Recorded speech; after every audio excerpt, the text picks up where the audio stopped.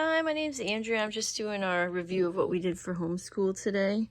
My son is 9, and we are using the Good and Beautiful Level 3 for Language Arts. This is what one of their lessons looks like. So this is lesson 35. We read a chapter in this book. This is the second book that goes along with this curriculum. So the way that the book is set up is at the beginning, well, we read this chapter today. So at the beginning of the chapter, it has like a sound that's going to show up. So they read these words. These are words that they're learning throughout this book. And then they usually have some vocab that's going to show up in the chapter. The chapters are short, but like see how it says student. So he read this page. I read this orange section. He read this page. I read the orange section, and then he read this page. So that was it. So usually the lessons in this level, they start out with reading a chapter in the book. And then you have your actual lessons. So today was possessive nouns. Usually they'll have a video that you can watch. So we did do that. We normally do watch the videos, and then if you want, you can just move on. But we did watch the video, and then like I went through this with him anyway, just for like extra practice. He knows what possessive nouns are, but this is just like continuing to review. I believe their curriculum is called a spiral curriculum. It kind of like you learn something new, you build on it, and then you come back to like review. So I do like that. That's how their curriculum is set up.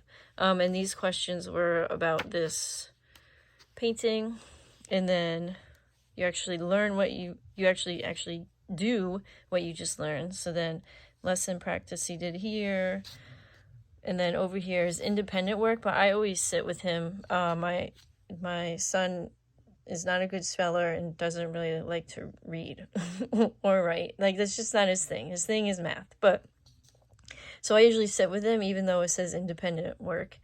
And these are just answers. Sometimes there is references in their curriculum to Jesus or God or Christ, and we do it anyway, even though we're like a secular homeschool.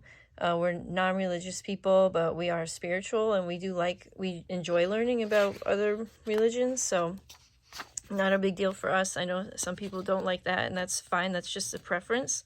And then the last thing he had to do was read this, and then this is a review. I think what he learned, like the last lesson, is like how to do a good summary. So he had to read this and then pick which one was the better summary.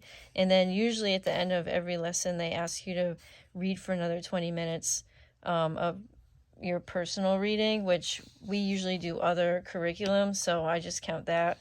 Or we'll like read a book together, or he'll read to me. We always do something. So we did that, and then we've been doing History Plus online. It's this company out of Canada, and this month for February, they're doing ninjas and samurai. So today it was a video on ninjas. Usually their videos are pretty short. I think this one was like 5 minutes long. What does it say? Yeah, it was like 5 minutes. And then sometimes they have extra videos, which they did today. They had 2, which go to YouTube links.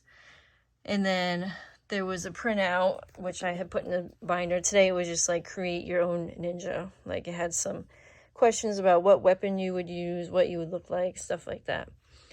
So that was what we did today. Reading, writing, history, and I guess that's it.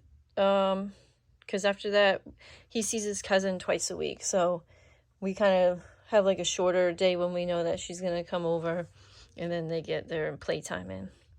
Have a good day.